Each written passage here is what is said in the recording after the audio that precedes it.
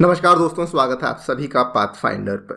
America में bitcoin को काफ़ी लंबे टाइम से लीगल टेंडर का जो स्टेटस है वो दिया हुआ था, लेकिन अब एक बड़ी डेवलपमेंट सामने आई है कि अमेरिकी गवर्नमेंट के द्वारा बेसिकली बिटकॉइन का जो ईटीएफ है उसको अब अप्रूवल दे दिया गया है, जिसको कि क्रिप्टो मार्केट के लिए एक बहुत ही बड़ा वाटरशेड मूवमेंट कहा जा रहा है। आप लोग यहाँ पे देख पाएंगे, खबर जो है 11 जनवरी की है।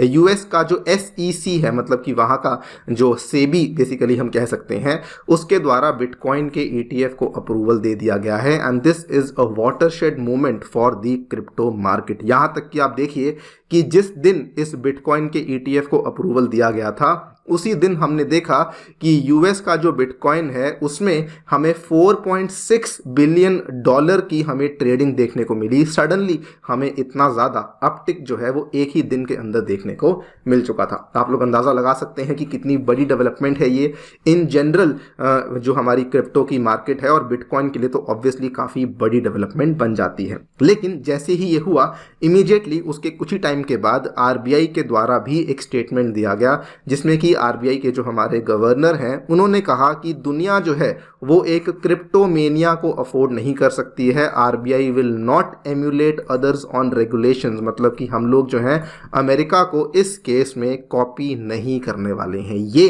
जो डेवलपमेंट है आरबीआई के द्वारा इस यूएस के मूव के ऊपर दी गई है। इन सभी चीज़ों के बारे में बातचीत करेंगे कि एग्जैक्टली ये वाली जो मूवमेंट है इसको इतना बड़ी मूवमेंट क्यों कहा जा रहा है, ईटीएफ क्या होता है उसको भी समझा जाएगा, आरबीआई ने ये स्टैंड क्यों लिया उसको भी दोस्तों हम लोग समझने वाले हैं। चलिए शुरू करते हैं दोस्तों मेरे साथ। मेरा नाम है अनिरुद्ध। यदि आप लोग हमें फॉलो करना चाहते हैं, हमारे लेक्चर्स के अपडेट्स को प्राप्त करना चाहते हैं, तो यहाँ पर दिए गए टेलीग्राम चैनल्स के माध्यम से ऐसा कर सकते हैं। आगे बढ़ने से पहले साथियों बताना चाहूँगा कि कल के दिन आपको अपने कैलेंडर्स को मार्क कर लेना है। मैं आपसे मिलने आ रहा हूँ अनअकैडमी के करोलबाग सेंटर में अलॉन्ग विद दीज एजुकेटर्स, और हम लोग आपके साथ वार्ता करेंगे, डिस्कशन करेंगे कि आपको यदि यूपीएससी एग्जाम की तैयारी शुरू करनी है तो क्या आपका तरीका होना चाहिए, क्या आपकी स्ट्रैटेजीज होनी चाहिए। बाकी जो बच्चे 2024 के एग्जाम के लिए तैयारी कर रहे हैं तो आपको बता दूं दोस्तों, हमारा क्रैश कोर्स जो है वो लॉन्च होने वाला है 22 जनवरी से प्रीलिम्स का, जिसका कि इंतजार बहुत लोगों को बहुत टाइम से था, और इवन सीसैट का क्रैश कोर्स भी 29 जनवरी से लॉन्च होने वाला है। तो अगर आप इसमें इंटरेस्टेड हैं, आपको नीचे लिंक दिया हुआ है डिस्क्रिप्शन में, उस पर क्लिक कीजिए और आपको वहाँ पे फ्री नोट्स और बाकी क्विज मटेरियल काफ़ी कुछ अवेलेबल होगा, और इवन कोर्सेज में एनरोल करने की आपको जो प्रक्रिया है वो भी वहाँ पे समझाई हुई है। वहाँ पर आपको बस केवल एक चीज़ करनी है, मेरी रिक्वेस्ट है, मेरा कोड भरना ना भूलिएगा। वहाँ से आपको जो है काफ़ी अच्छे डिस्काउंट्स वगैरह भी अवेलेबल हो जाएंगे। केवल आप फॉर्म पे उसमें लिंक पे क्लिक करेंगे, अपनी इन्फॉर्मेशन को भरेंगे तो हमारी टीम ऑटोमेटिकली आपको रीच आउट कर लेगी, कोई भी तरह की असिस्टेंस अगर आपको नीडेड है। ऑल राइट, सबसे पहले हम लोग ईटीएफ को समझ लेते हैं। तो जो लोग स्टॉक मार्केट में ट्रेडिंग करते होंगे वो लोग इससे वाकिफ होंगे।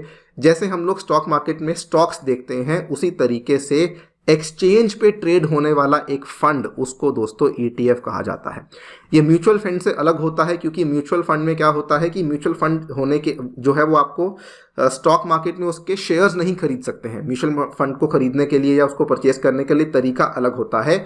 ईटीएफ जो है एक ऐसा फंड है जिसको कि आप लोग एक्सचेंज पे जाकर के ट्रेड कर सकते हैं। तो जैसे कि फॉर एग्जांपल इंडिया में हम लोग देखते हैं कि इंडेक्स है, कोई मान लीजिए कि सेंसेक्स का इंडेक्स है या मान लीजिए कि निफ्टी 50 का इंडेक्स है, तो ये वाले इंडेक्स को मान लीजिए कि किसी इंसान को इस इंडेक्स को ही परचेज करना है, तो उसको परचेज करने का तरीका होता है कि उसका ईटीएफ आता है। अलग अलग कंपनीज हैं भारत में जो कि उसके ईटीएफ को निकालती हैं, तो आप डायरेक्टली उसके ईटीएफ को परचेज कर लीजिए, मतलब कि आपने एक तरीके से निफ्टी 50 को ही परचेज कर लिया है। इसे कहा जाता है ईटीएफ। इसको आप शेयर मार्केट में ही जैसे स्टॉक को सर्च करके खरीदते हैं, उसी तरीके से ईटीएफ को भी आप जो है शेयर मार्केट में जाकर के खरीद सकते हैं। हो सकता है कि ईटीएफ के अंदर एक स्टॉक हो सकता है हज़ारों स्टॉक हो सकता है 100 स्टॉक्स हो, 50 स्टॉक्स हो, कितने भी हो सकते हैं।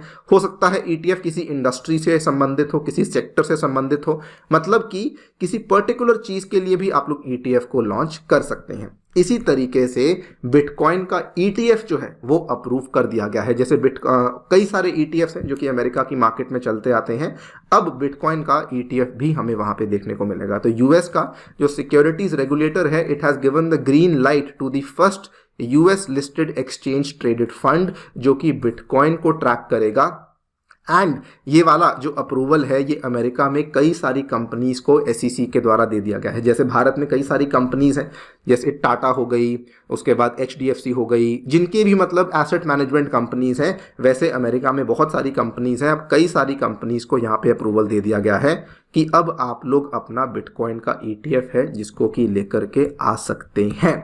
नाउ ये बड़ी बात इसलिए है क्योंकि even though bitcoin legal tender था, ट्रांजैक्शंस के लिए वहां पे लोग इस्तेमाल कर रहे थे, लेकिन अब कहा जा रहा है कि इसमें बिटकॉइन का इंस्टीट्यूशनलाइजेशन हो जाएगा, बिकॉज ये बेसिकली जो आम जनता है, जो रिटेल इन्वेस्टर्स हैं, उनको भी अब बिटकॉइन जो है वो अवेलेबल हो जाएगा। देखिए, they offer institutional and retail investors exposure to the crypto currency without having to directly hold it. आपको डायरेक्टली परचेज नहीं करना, लेकिन फिर भी आपके पास थोड़ा बहुत बिटकॉइन जो है वो आ जाएगा।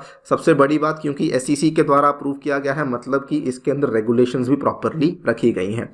बल्कि कहा यह जा रहा है कि ये आने के बाद जो बिटकॉइन का प्राइस है वो शायद $1 लाख तक बहुत जल्दी चला जाएगा, और ये भी अनुमान लगाया जा रहा है कि 50 बिलियन से लेकर $100 बिलियन तक की सडन इन्वेस्टमेंट है जो कि हमें इस ETF में देखने को मिल सकती है। ये यहाँ पे आप देख भी सकते हैं कि पहले ही दिन जब इसको अनाउंस किया गया, $4.6 बिलियन तो पहले ही दिन हमें इसके अंदर इनपुट देखने को मिल गया था।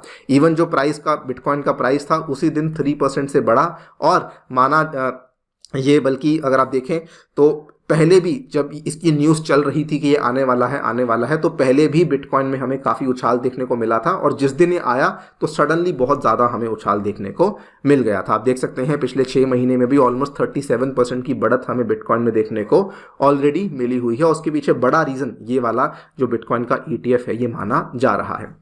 इंडिया ने इस चीज़ को लेकर क्या स्टैंड लिया है, काफ़ी रेलिवेंट बन जाता है। RBI के गवर्नर मिस्टर शक्तिकांता दास ने थर्सडे को ये कहा कि हम लोग जो है अमेरिका को एम्यूलेट, मतलब कि कॉपी नहीं करने वाले when it comes to regulations, and assert किया है कि हम लोग जो है, इवन मैं खुद, और ये भी कहा है कि हमारा जो बैंक है मतलब RBI है वो क्रिप्टो करेंसीज को अपोज ही करता है। भले अमेरिका कुछ भी करे, लेकिन हम लोग क्रिप्टो करेंसीज को अपोज ही करते हैं। इन्होंने यहाँ पे 2-3 बातें कही। इन्होंने कहा कि जो एमर्जिंग मार्केट्स हैं, जैसे जो भारत जैसी मार्केट्स हैं, उसमें हम लोग क्रिप्टोमेनिया को अफोर्ड नहीं कर सकते। साथ में ये भी कहा कि जो शायद किसी और मार्केट के लिए अच्छा है, it need not be good for us, therefore our views both that of the RBI and personally that of mine remain the same. ये दोनों ही बातें इनके द्वारा पब्लिकली स्टेट करी गई हैं। फिर इन्होंने कहा कि हमें उस रोड पे जाना ही क्यों है, हमें उस पे जाके मिलने क्या वाला है, ये बड़ा सवाल रेज किया। बल्कि इन्होंने एग्जाम्पल दिया कि याद कीजिए कि आज से कई साल पहले, इनफैक्ट 400 साल पहले की बात है दोस्तों, नेदरलैंड्स में हुआ था something called as tulip mania.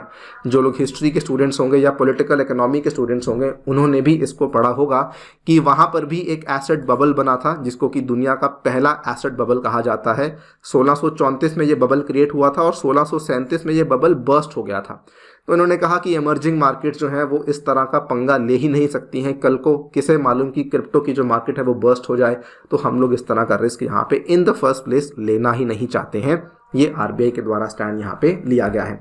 By the way, आपको मालूम होगा कि 2022 के ही बजट में अनाउंस कर दिया गया था कि जो क्रिप्टो करेंसीज हैं इंडिया में, उसके ऊपर 30% का टैक्स लगाया जाएगा। किसी प्रकार का भी अगर आप इनकम वर्चुअल डिजिटल एसेट से ले रहे हैं तो 30% का जो कर है वो उसके ऊपर लगाया ही जाएगा।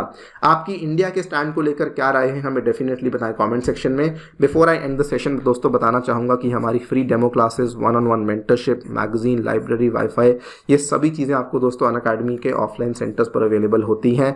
एंड फिर भी कोई डाउट है तो आप लोग डिस्क्रिप्शन बॉक्स में दिए गए लिंक पे क्लिक करना बिल्कुल ना भूलिए। Thank you so much for listening.